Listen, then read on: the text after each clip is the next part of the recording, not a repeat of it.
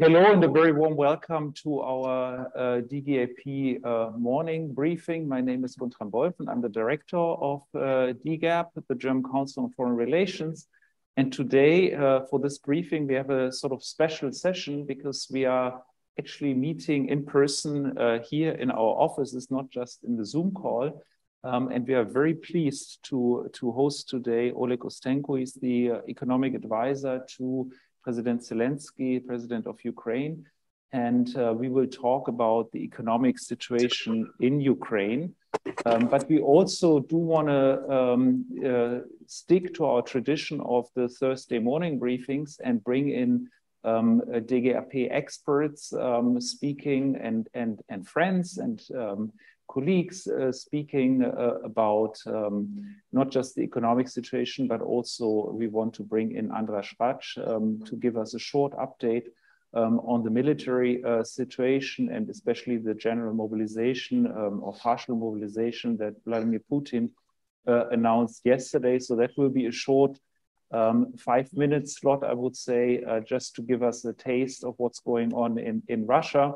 And of course, Rebecca Harms, a former MEP from the Green Party, will inject after the first two interventions and give her views on the situation.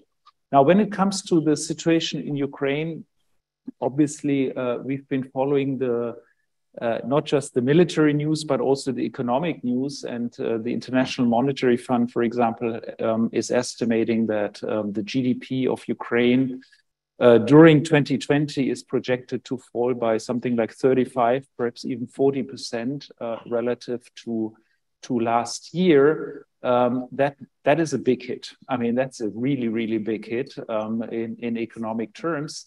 And it has implications, of course, for the capacity of the Ukrainian government to provide public services and, of course, also to fund the war. And so in that sense, we are extremely interested to hear from you where you see the biggest gaps, what are the biggest economic issues at this stage, short term, what the West, in your view, can do to support the Ukrainian Ukrainian economy at this stage. And of course, we have some guests here that, and this afternoon we will actually speak about the reconstruction, which perhaps is a bit premature because the war is still ongoing. But the reconstruction effort is, of course, also a major economic effort that is upcoming for Ukraine. And so I think there's lots of sort of a host of topics that we can discuss, but I really want to give you first the floor to give us your perspective on the current economic situation in Ukraine. And thank you so much again for joining us this morning, Oleg. Please. Thank you so much for giving me this opportunity to share with you my views and to explain you what's going on now on the ground. And of course, economic situation is an extremely, important issue for Ukraine, and I must tell you for the whole world, since you cannot really win the war just on the battlefield, although it's an extremely important and the major efforts are on the battlefield. However, the economic policy is also extremely important. And when I'm talking about economic policy, what do I mean? Yes, I do agree with you that our economy in a very difficult situation, if I may say. Yes, we are expecting a significant shrinking in our GDP this year. We do expect that it's going to be on a level, let's say, between 35 to 40%, which is the deepest decline in our GDP, annual decline in our GDP we experienced since 1991 in our modern economic history. Yes, the only party who is responsible for that is Russian Federation. and this terrible aggression and this war they're doing against us, against our people, against our country. So basically, from this point of view, it was expected that it would be such a significant drop.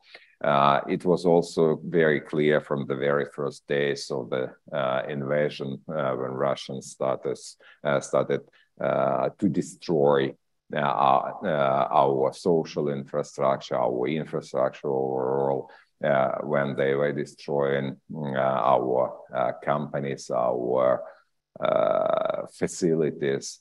After the first week of the war, the damage was already a huge one. So after, I would say, second week of the war, the damage, which was estimated at that time, was on the level of around, I would say, $100 billion, which is a huge one. You have to understand that we are talking about Ukraine. And last year, Ukraine had a historical maximum of its GDP, and that historical maximum was $200 billion. Can you imagine that within the first days of the aggression, the Russians destroyed $100 billion of our assets? Now this amount is much more than that, and we are talking about direct and indirect costs, which we already experience in Ukraine is somewhere close to 1 trillion. So basically, we are talking about 5 annual GDPs for us. Obviously, when you are under that kind of circumstances, yes, it's going to be a significant problem for public finance, and that how you can be able to collect and to receive the same revenues for the state budget when, businesses either at least some of businesses either are not operational because they were destroyed already by Russians, or they were not working full day, or they were not working at the full capacity, or they were working just several hours a day. So basically, it means that the budget is going to receive, for sure, budget is going to receive much less compared with what was expected initially. Just to give you a clue in terms of what was going on with the budget, we were planning that this year the deficit, overall fiscal deficit for the country is going to be on the level of, let's say, 3 to 3.5% of GDP. This was the expectation before the war. And we were discussing with different experts whether it's going to be 4, what can we do in order to add a little bit to that economic growth, what are the extra stimulus we can use in order to stimulate, to accelerate economic growth. And eventually we are facing the situation during this war that we have fallen down of that range, which I just mentioned, 35-40%, the huge one. So in any case, we were expecting that the fiscal deficit is going to be 3.5% of GDP, which in absolute terms mean that we were expecting somewhere close to 7 billion euros, the deficit for the whole year. When half of your businesses are not working in the full capacity, destroyed or whatever, experiencing different problems, of course, because of this Russian aggression, then budget revenue decreased. And what was done very rightful from the very beginning, there was a significant cut of all our expenditures. Basically, we cut everything what was possible to cut, and we left only with 2 groups of expenditures, everything related to our defense, right? And the second one, and defense, of course, increased. Those expenditures were needed to be increased. So they increased. And then we kept everything related to social expenditures. All the rest was just cut down. So, and even under these circumstances, the fiscal deficit started to widen. Eventually, we are running a fiscal deficit, and it started in March already. In March, it was more or less okay. In April, it was already a big deficit. And eventually, we are running a deficit now this year, I would say roughly around 5 billion euros per month, 5 billion euros per month. So instead of having 7 billion for the whole year, we are running 5 billion per month. But the situation, I wouldn't say that it's improving, but at least what was already done, obviously after our very effective and successful counteroffensive operations, after some parts of the country were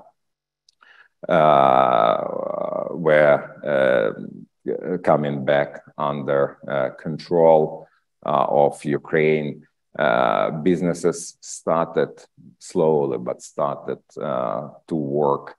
Also true that some businesses were moved to the western part of the country, which means also that they are able to start their operations. And from this point of view, the revenue of budget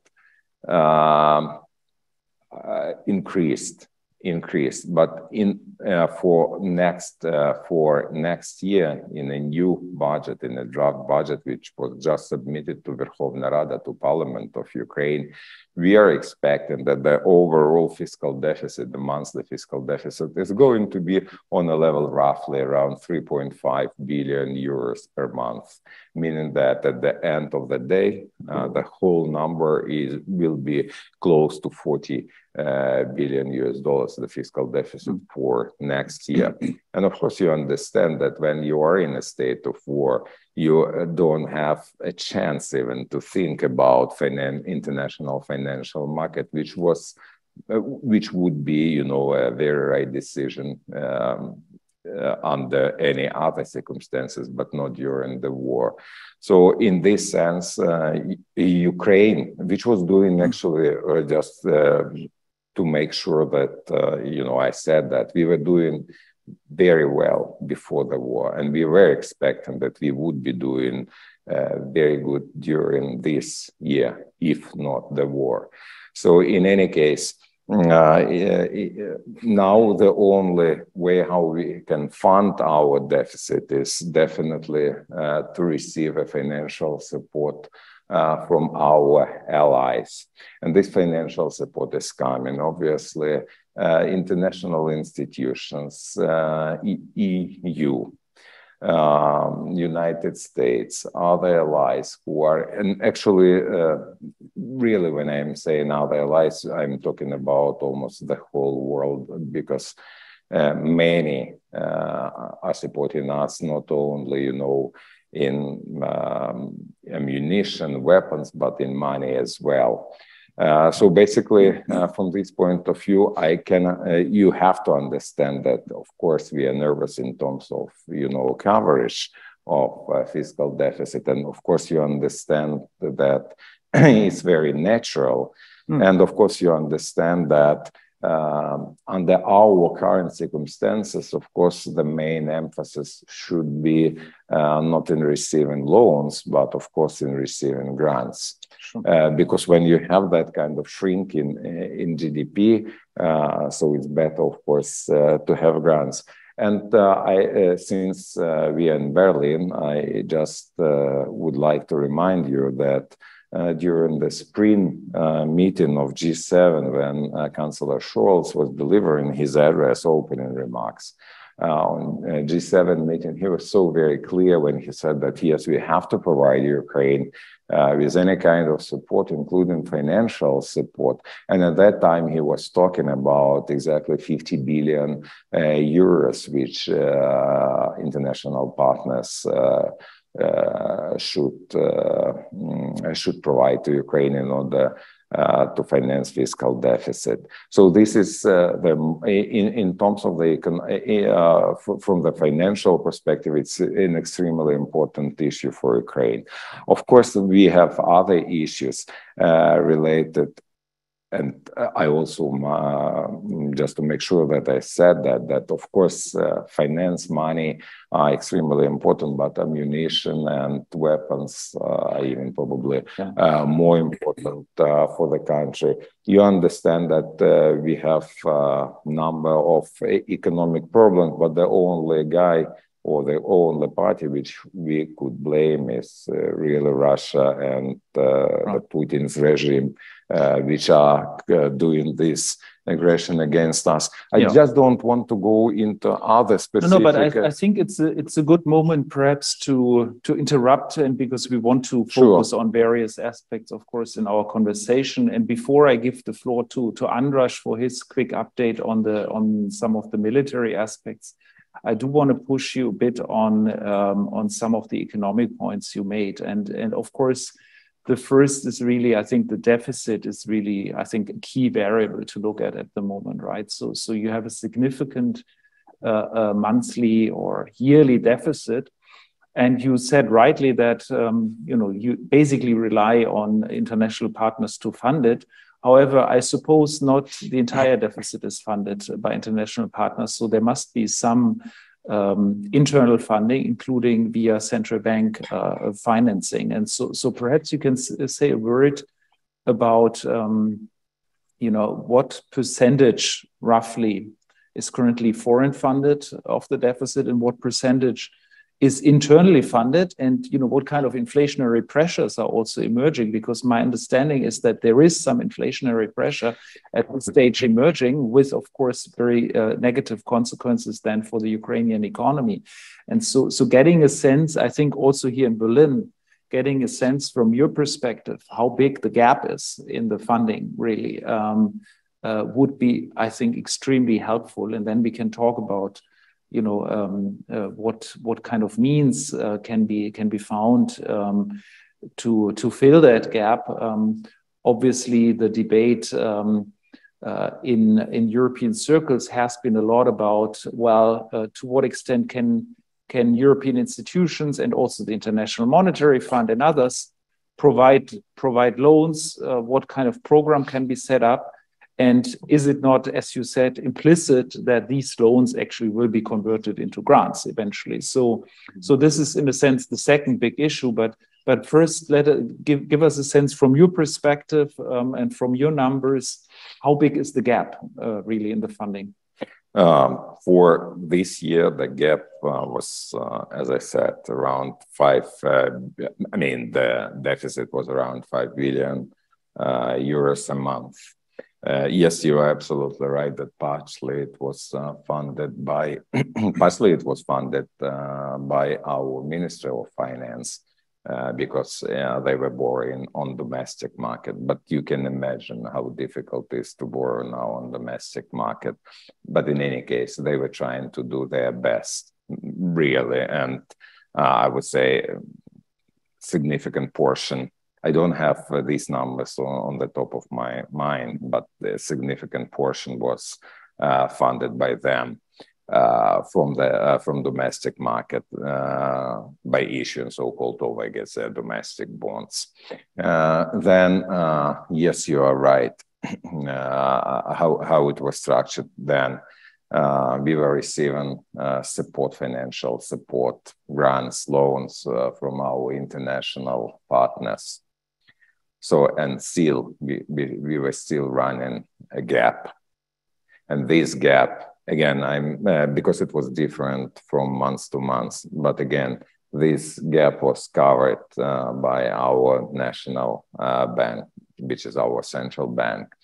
And of course, when you are covering that kind of gaps through your monetary system, through your central bank, obviously it's going to affect inflation. That's right. So basically, we were expecting for this year, last year, we were expecting that inflation is going to be below 10%. And of course, for us, the main issue always used to be so-called imported inflation. And there were reasons why we were expecting that it's going to be some inflation hike this year when we were expecting that last year. But as I said, we saw that it's going to be below 10%. So eventually, when the war started, when inflation overall in the world increased significantly, again, because of different reasons, but one of the main reasons is that this aggression against us and against civilized world, it's one of the reasons why we are observing that kind of inflation in the world now.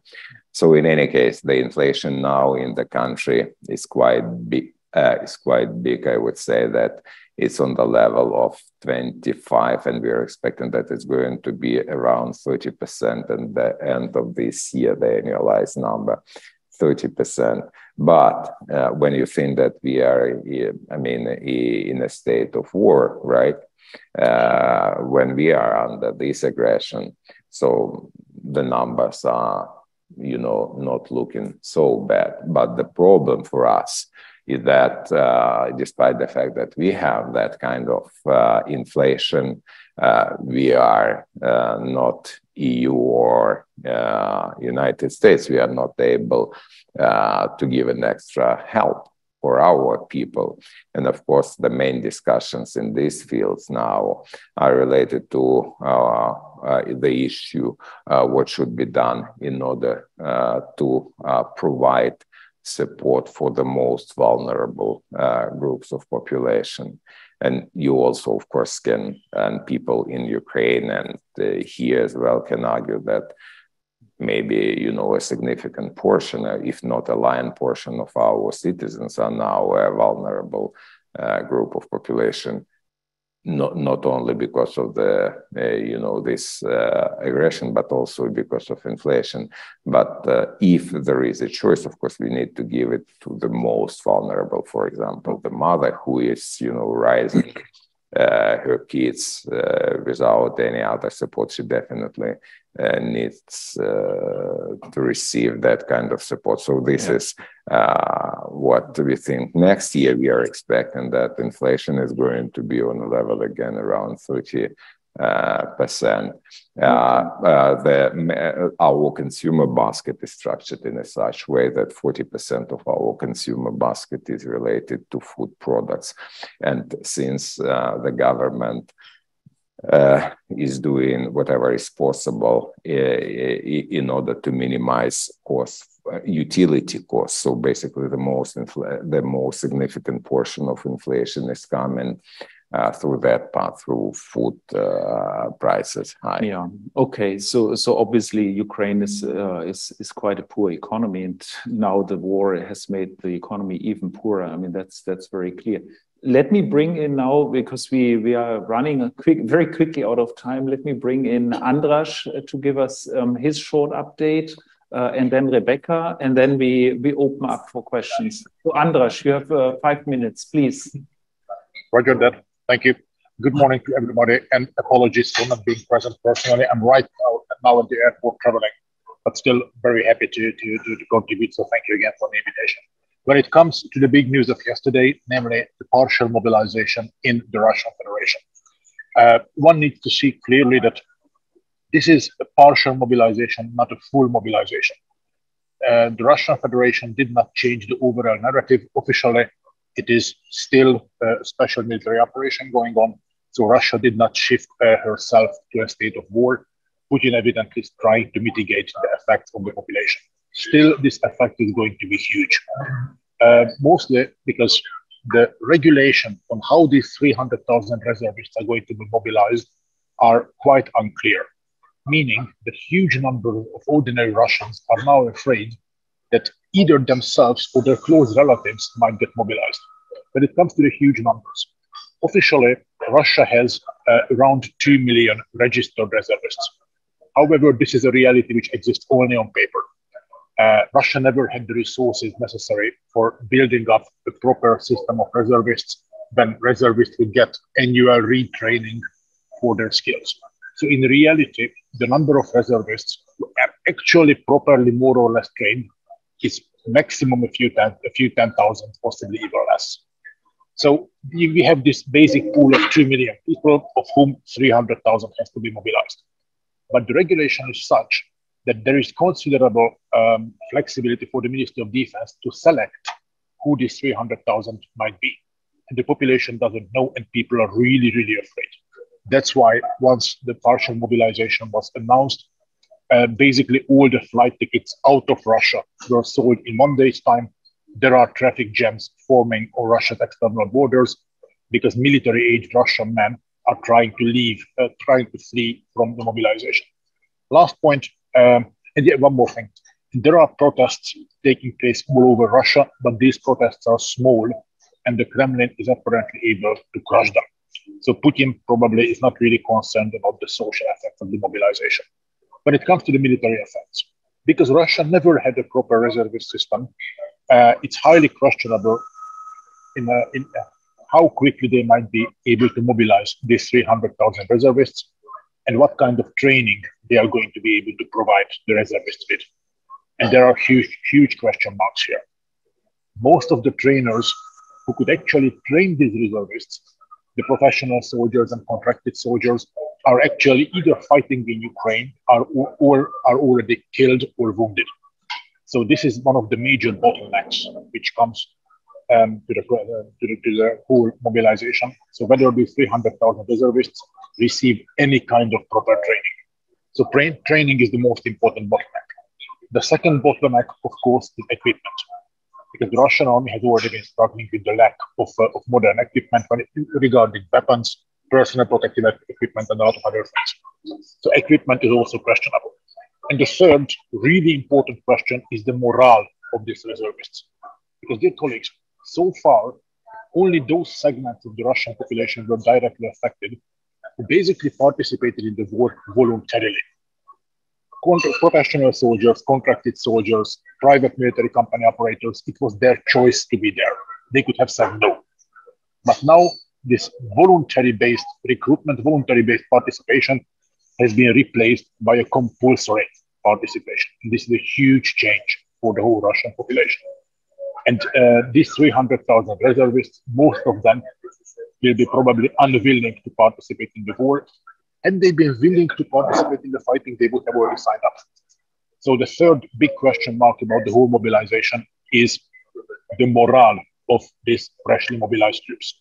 It's not a coincidence that Russia considerably tightened the regulations and increased the penalties for draft dodging and for desertion.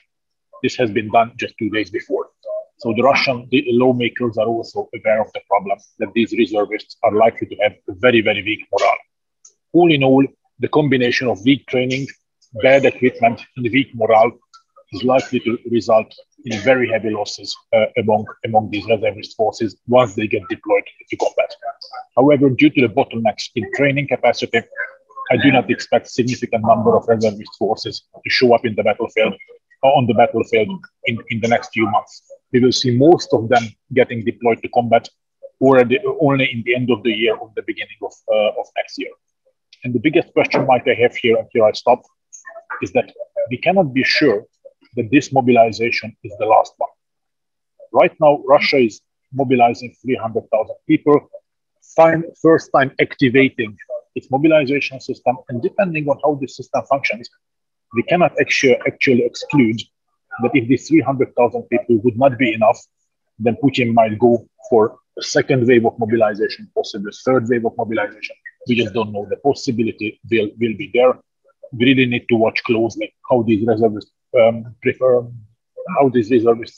function on the battlefield first, and second, how the Russian society will be reacting to this huge change when it comes to the overall conducting of the war. So that's it from me for the start. Thank you again. Well, thank you so much, András, for this short update on the military situation. And of course, on the one hand, a sign perhaps of the desperation of Russia, the fact that they did this partial mobilization. On the other hand, of course, also warning not to underestimate still overall Russia's potential. So I think clearly this was important to hear from you at this moment, and we did want to bring that in because it was just yesterday so big on the news that our audience wants to be briefed also on the very recent news. Now let me turn to Rebecca Harms to give us perhaps also in just a few minutes your perspective, Rebecca. And I think what we would be really interested in hearing from you is how you see the support, the financial support that the West organizes for Ukraine, and what potential there is to perhaps increase it even. Yeah, thanks for the invitation, and thanks also for the opportunity to listen to a very good source about the Ukrainian economic situation. I think so that the biggest issue in the public debate since long is how the West is supplying weapons to Ukraine, and I'm totally behind the idea that the priority for Ukraine and their supporters should be that Ukrainians have to win the war and that the Russian army must be defeated. But there are some burning issues which should not be forgotten. And since this Lugano conference was quite disappointing for many participants, I would like to first of all support the request that Ukrainian need also money, so need the announced financial support, also the macro financial tranches decided already in the European Union to be delivered. But to make it even more demanding, I would like to add one more topic to our agenda. So since August, I'm in close contact with the Office of the Ombudsman of Ukraine. Olga Altunina, the Deputy of Ombudsman of Ukraine, is meanwhile responsible for the internally displaced refugees, IDPs in Ukraine. She's also responsible for refugees from Ukraine outside of Ukraine and those deported to Russia. But here I want to focus on the internally displaced people in Ukraine. And so since winter is coming, I would like to highlight that in many regions of Ukraine, the responsible authorities have to deal with hundreds of thousands of IDPs. Most burdens are still with eastern parts of Ukraine, because those who flee from the war-torn regions, they tend to stay close to their hometowns and villages, and also close to the often elderly people they leave behind. And the situation for those refugees in Ukraine, for the IDPs, is really not yet good facing winter. Millions of people, according to the figures of the Ombudsman, millions of people are without a water supply, without a good housing. If you go through the lists published by the Ombudsman, you can see that the challenges to survive in winter as well as possible under awful circumstances, that the conditions are not yet good. And I think for also the morale in Ukraine, it will matter a lot how we deal with those internally displaced people. 30% of them are elderly and handicapped and are often not able to help themselves. The lists published by the Ombudsman about the needs of those people. So start with modular housing, with tents, with equipment for heating and cooking, with emergency aggregates, emergency generators, It continues with equipment for online schooling, with beds, mattresses, covers, cushions, food. And I must say that so as important, I think, is the debate about the future of Ukraine and how to rebuild Ukraine. I think right now, so now September 2022, we really should do more to support those people in need. And while Berlin is preparing several big events for reconstruction, I think that so this issue of humanitarian aid and the need to involve the international organizations better and the need to supply Ukrainian volunteers with money, but also with the material they are asking, the need is really high. So thanks for inviting me, and I hope that so I could open some doors for the needs expressed by the Ombudsman. Yeah, no, thank you. This was a very important addition. Of course, the humanitarian needs this winter will be very significant in Ukraine, and of course, we need to support those most in need as much as we can. Now, before I go back to our guest, I do want to bring in a few questions still from the audience, and I know that there are two people on our Zoom call that want to ask questions per video. So I have Stefan Kägebein and Jörg Puma, and then I want to get you a chance, Oleg, to respond, always short and pointedly.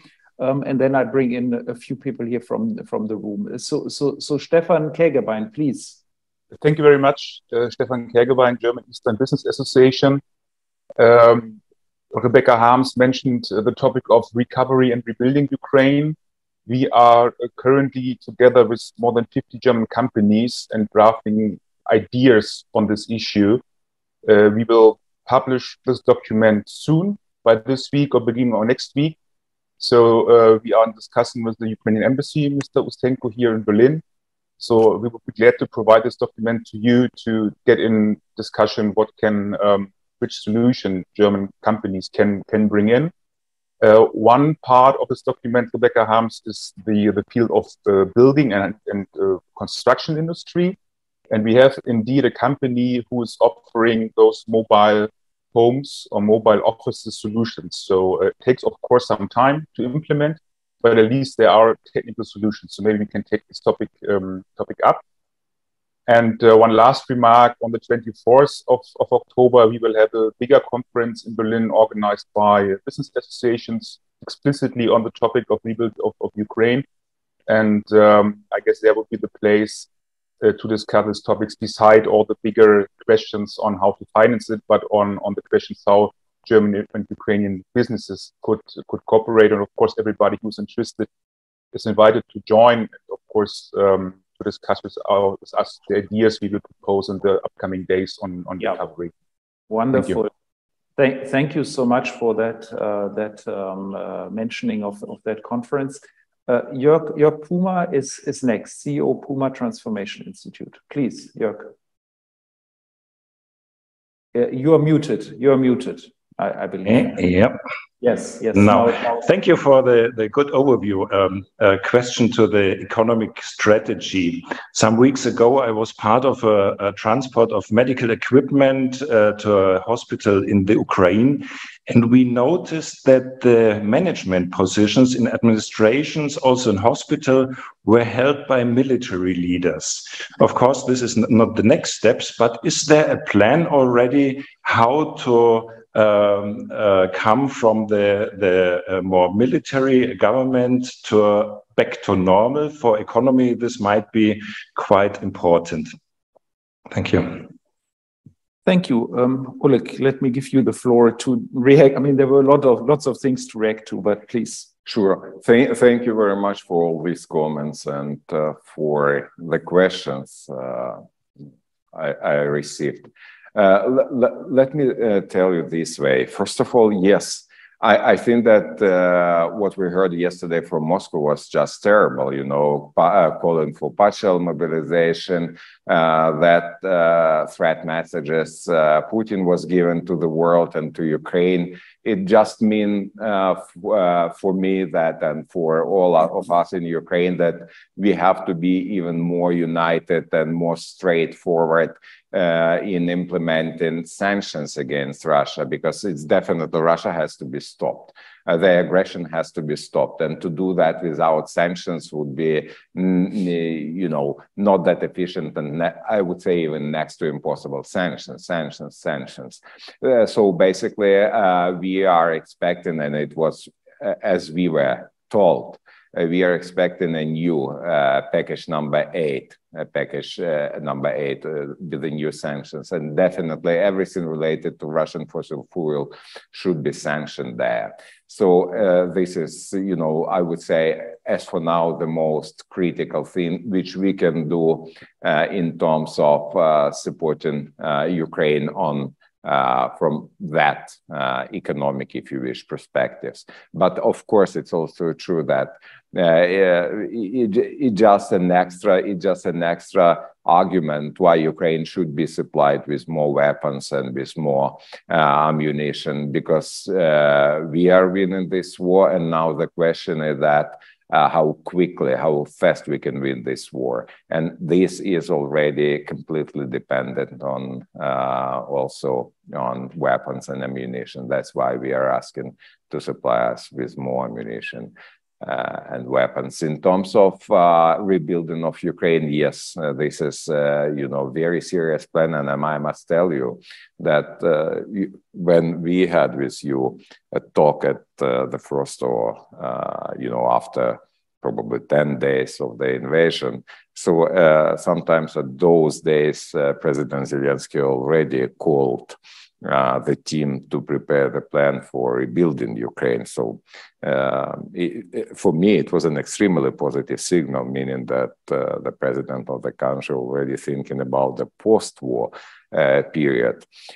So, of course, we have to be prepared for that. But I also agree with Rebecca that there are some urgent needs, and these urgent needs is what we call in Ukraine fast-track recovery. And this fast recovery is exactly what Rebecca was telling about: housing. The winter is coming, and hundreds of thousands of people do not have roofs above their heads. We need to make sure that they are heated, that they are, you know, they have a place to stay. So from this point of view, it's an extremely important, and this obviously requires money, and it also, and it also requires, you know, construction materials, these mobile houses. So basically, there are a lot of things which are needed to be done on that field. Yes. Recovery is an extremely important issue. Yes, it's true that there was a first step, and I would not be disappointed, as Rebecca said, by Lugano conference. Just consider that as a first step for further discussions in terms of how we are going to rebuild the country. Yes, there was a plan. You know that the overall damage we received, as I said, direct and indirect, is on the level of 1 trillion euros. Yes, we need to finance that. Yes, we need to think about different projects, and construction projects are more than important, but it's only part of what has to be done. And further discussions are on the way. You know that there is a group of people who are discussing this and forming this strategy under the cabinet of ministers in Ukraine. There are different think tanks working on that field. So basically everybody is in communication, and it's great that the same topic is going to be further developed here in Berlin in October. So what I can say, I just welcome this initiative. I think that it's a great, you know, we have to be prepared for rebuilding and reconstruction of Ukraine immediately in the post-war period. It's more than important, because eventually what we would like to see, we would like we win this war, and then we have to make sure that, if I may say that, eventually we have, Ukraine as a candy, so everybody should like it, right? Love it. So basically, and it also depends on how quickly and how effectively we will be able to conduct this rebuilding of the country. Yes, so we have lots of questions already, both on the chat, but also on the video. And for those here, please also raise your hands so that I see who wants to speak. So we have 3 questions in the room, if I see correctly. Okay, so 3 questions in the room. But do let me mention 2 questions from the chat quickly. And perhaps you take notes. So one is about the grain deal, and the extent to which you get revenues from exporting grain. The other question that I thought was very interesting by Judy Dempsey is about given the destruction of the infrastructure and the insecurity of nuclear plants, what is the state of Ukraine's energy supply, imports, and the role as a transit country? And I think on probably a similar question, we want to bring in Philipp Hirse-Menzel, Sprecher Bundes AG Energie, Bündnis 90 Die Grüne. Philipp Hirse-Menzel, please, a short question because we are very short on time. Please. Yeah, thanks. My question is indeed very similar. So the question, how quickly do you think the Ukraine is able to repair damaged energy infrastructure? Of course, Ukraine's been actually exporting electricity, at least, to Europe. And how secure are investments, and how quickly can new generation capacity build, and how quickly can the things that are being obviously very destroyed in a very targeted manner by the Russian army be repaired? Thank you. Okay, wonderful. Let's get a question from our own Stefan Meister. And Stefan, I don't know where the camera is, but please, yeah. Maybe is it working? Yeah, I'm just ask. Thank you very much. I think that was really great. 2 questions. I think there will not be enough public funding to rebuild, and support Ukraine. So what are you doing to prepare also to create conditions for private investment in Ukraine under these very difficult circumstances? And what are your expectations from Germany with this regard? You are in Berlin here at the moment, so what would you expect, especially from Germany? Okay. Yeah, perhaps we take those questions. So basically, in terms of agro and grain, keep in mind that Ukraine is export-oriented country, and around 40% of export is around 40% of our GDP. So it's a really big number. And agro sector is one of the most important ones. When the invasion started, we had in our storages somewhere close to 25 million tons of grain. When the invasion started, we were not able to move out from the country these grains. And in our view, it was very clear that Putin is playing different cards. He's trying to weaponize, he was, I would say, not anymore, but he was trying to weaponize energy resources, and probably with energy still trying to do that. But his plans are already very clear for everybody. The same he was doing with agro sector.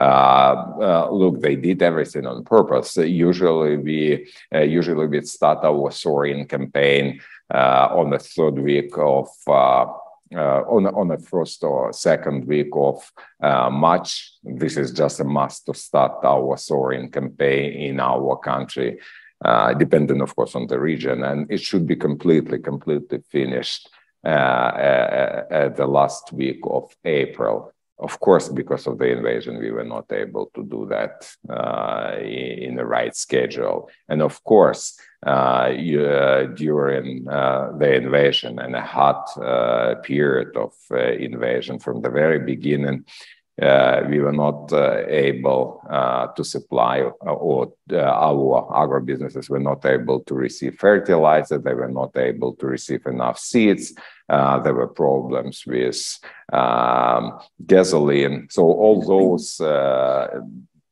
potentially will decrease the yields of we'll be receiving this year. And also keep in mind that many of our agro land are mined by Russians. Really, we have number of cases when people were going to the fields and they were just so there were mines there. At the end of the day, instead of having, as we had last year, 100 million ton of grain, we very likely would have somewhere close to 60 million. So there is already a significant decline in harvest we are expecting in Ukraine, but a completely different issue how we, you can have good harvest and a number of grain, but then it's of course the question how you are going to sell this grain. President Zelenskyy was very clear about that. He said that we would love to feed the world with our grain. We do understand our role in there, and of course you know that we are in top 5 countries in terms of wheat. We are controlling somewhere between 10 to 15% of grain of different kinds of other grains. We are controlling almost 50% of international market in terms of seed, sunflower oil. So we are a pretty big player on the international market, and we understand that whether we are able or not to move our agro products to international market, from that depends the lives of hundreds of millions of people in the world. I would say that between, let's say, 300 million to 400 million people are completely dependent on our grain. That's why it's so important to make sure that we are able to move the grain out from the country. And the main road which we were using before the war was obviously Black Sea roads. And through the Black Sea we were exporting monthly between 5 to 7 million ton of grain, between 5 to 7. And then suddenly it happened that it was completely closed. And remember, at the beginning of invasion, we had, let's say, 25 million tons. So even if everything would be okay, we were still needed 3 months in order to move out this grain from our storages to international market. And we had already our own domestic stock just for us, just for us to eat. So basically, partly this issue was resolved because these new roads, well, not new road, the roads were opening in Black Sea. But again, President Zelenskyy was very clear. He said from the very beginning that the risks that these roads might be closed are pretty high. Everything depends on the decision maker in Kremlin. So it can be stopped at any time, and the Russian army can continue its aggression and send their missiles at least at the very beginning. And then you remember when, Perhaps you can say one word on what you think, what you expect from Germany at this stage.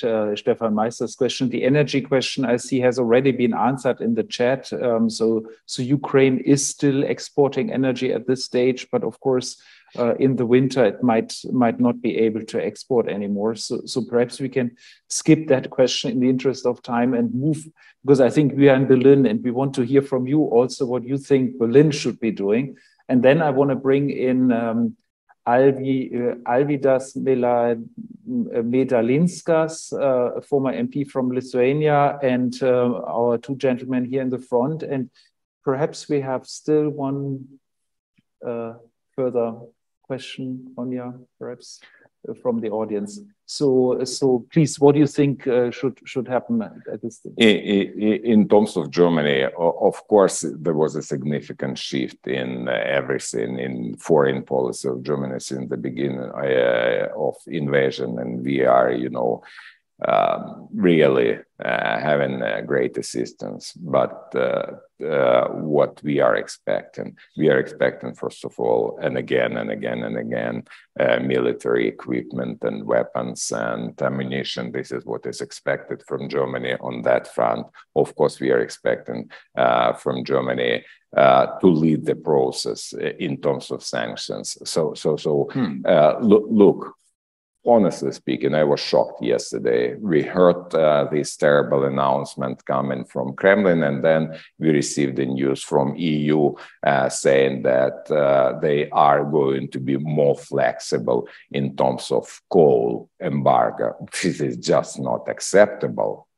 Not acceptable. We are calling for sanctions. We would like to see these sanctions, even more stronger than they are. This is, for us, it's very clear. We need to cut off Kremlin and this regime from all possible sources of financing. And yesterday we heard this statement coming from EU that now they are more flexible with coal. Just not acceptable from my point of view. But it's also true that we are expecting that many can be done by Germany, and Germany for sure is leading the process. For sure is leading the process in terms of sanctions in Europe, and we are, expecting even more proactive role in this sense. And of course, we are expecting, the proactive role of Germany in regards of formulating the package number 8 of sanctions. Everything what is related to fossil fuel in Russia should be sanctioned. We don't have time, to wait. And that's why price cap mechanism immediately, which is going to be implemented, but it's separately from this package. But this is the time, to accelerate the process regarding all other issues, including actually Russian gas. Again, we don't. You have to understand. I do not support the arguments when somebody is saying that, look, it's going to be a little bit colder in our apartments. And as our First Lady just recently said, you guys are counting pennies and we are counting our lives. No, but I think it's a fair characterization. If I can interrupt here, just to also bring in our audience, it's a fair characterization that the sanctions on the energy field have been very ineffective. I mean, let's be very clear on this. I mean, they have been ineffective, and Russia's revenues have increased, not decreased, during this war. And so I think there were a number of both intellectual as well as political mistakes that were made around the sanction regime in the energy field. And so this is, I think you're right to point out that this situation is quite deplorable. But the situation, if I may interrupt you, but the situation is going to be changed immediately after December 5th, when we see this price cap mechanism imposed. Then, but that's very late. Huh? I mean, so that's very late, right? Exactly. It should be done already, many months ago, right? Exactly. So in that sense, I think there were some mistakes made, and I think it's fair to point those out on the energy field. But do let me, I mean, we literally have 3 minutes left, which means really it's going to be extremely difficult. Perhaps we can run over by a few minutes. I don't know. We also have some chances to speak afterwards, also here in a separate room. But I do want to bring in Alvydas Medalinskas, please, for a very quick question, not a comment. If you're still there. Yes, yes, I'm still here. And thank you very much. I just came from Kiev, where we spent the last several days, and now I'm back in Odessa, where mainly now is the station. So 2 main questions which were discussed regarding the very important issues, economical recovery. One of them, it's a bottleneck on the borders outside, going for the cargoes going outside of Ukraine. And I mean, this could be Romania, also Slovakia, Poland, and so on. And another question is insurance. which is very important for the rebuilding of the country.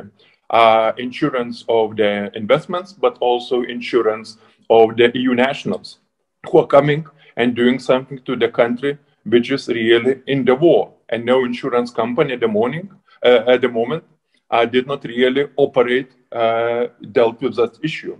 Do you think that's possible to solve whatever of those two issues? Thank you. And since Rebecca also wants to ask per video one last question, but Rebecca very quickly, and then we speak afterwards. Is that okay? Yes. Okay. Rebecca, please. But short question, and then the last floor to Oleg. Yes, we hear you. So one question. It's about CBAM.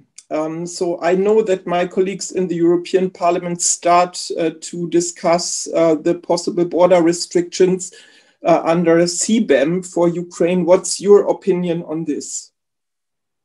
Yeah, the CBAM, the carbon border adjustment mechanism that would have hit the Azov plant, which doesn't exist anymore. Right. So Rebecca, unfortunately, on the last question, I could not comment on that. On that technical level. So in terms of insurance, yes, absolutely agree. We live in a very, special time. And of course, when somebody is thinking in terms, this is actually coming back to the question, what German businesses can do. And of course, German businesses were, one of the most powerful investors in the country before the war. And I hope that after the war, in a post-war period, they are going to be extremely important investors as well in the country. But now, yes, of course, the issue is that how we can cover the risk of doing business in Ukraine. One way when, in traditional system, we think in terms of risk and profit, but here the risk is very high and profit will not be able to cover that kind of risk. So from this point of view, you have to provide with a special war insurance. And this is actually what is discussed now with many of our international partners. There are different ways to do that. In Europe, you guys also have a special institution which might be working on that field. So it means that we are talking not about insurance just for international ones who are investing their money in Ukraine or doing project in Ukraine, which is also very good. But we have also talked about that kind of war insurance as provided for Ukrainian investors investing in Ukraine. Because look, if people are investing in the country, then more businesses are going to work, then more revenue is going to be received by budget. And that's also true that then the deficit is going to be lower, and then, less assistance will be required on that field. So everything is connected. But one more time, I do believe that everybody has to be united. We have a lot of challenges ahead of us. That's very true. The winter is coming. The winter is going to be difficult, but I am very much sure that the united position here in Europe and also in the civilized world will help us to survive, will help us to win this war as soon as possible. This is what we really need to do. And eventually, yes, despite the fact that we are going to see some, some more disputes, discussions on different issues this year, including, energy sector and sanctions and all that stuff. We do believe that we are going to be much stronger after this winter. This is for sure. And we are absolutely sure that we are going to win this war. And it's going to be a joint victory for all of us, not just for Ukraine, but for all civilized world. And it also means that the new opportunities in business and investment will emerge, not only actually in Ukraine. For me, of course, the Ukrainian issue is the most important one, but more opportunities worldwide, because the world is going to be more secured, because the world is going to be more predictable. And that means that in businesses, you guys are going to have much more opportunities in the future, including actually after all these fossil fuel embargo, we are going to have a significant shift toward green technologies, towards energy savings, towards, if you wish, new way of development. Thank you very much. Okay, thank you so much, Oleg Ustenko, for sharing your time with us this morning, and of course for your plea to continue supporting Ukraine financially as well as militarily. I think you run into a lot of open ears and a lot of support, certainly in this room and also at the German Council on Foreign Relations. We are very supportive of Ukraine and Ukraine's efforts, and I want to thank you therefore for being here with us today. Thank you so much. Thank you.